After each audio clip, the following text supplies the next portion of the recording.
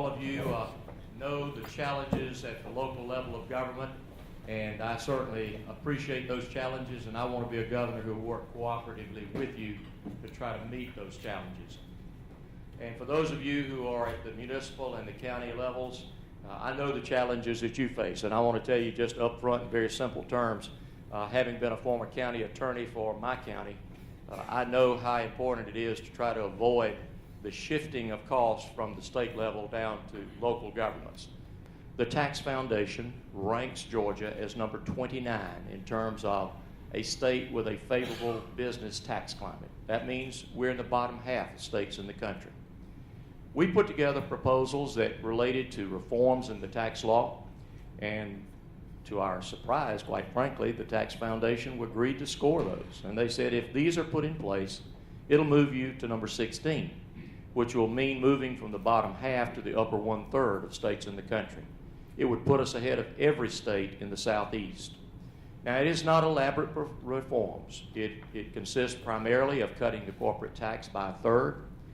It will put us ahead of everybody, including Florida, in the Southeast. That's one of the ways, in my opinion, that we grow better jobs.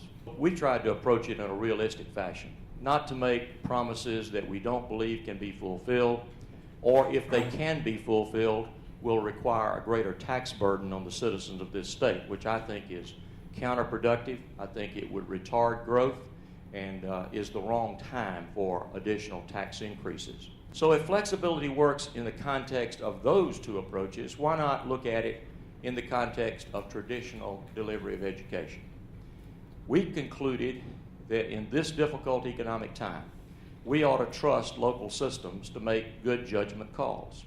Instead of putting money in categorical grants that can only be spent in those silos, why not allow that money to be used as the local system feels is most appropriate?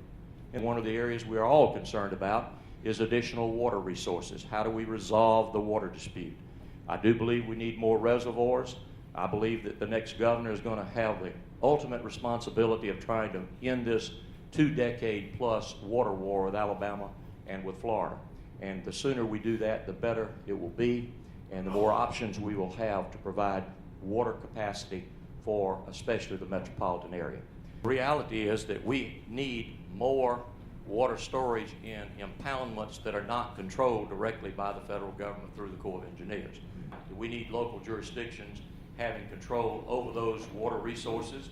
The regional transportation sales tax, is a good idea in my opinion. It is one that we need the revenue from that approach. I think we do have a major disconnect in what is happening on collection of sales tax in our state. You have entities that are supposed to be receiving the same percentage of sales tax money, and the checks are different.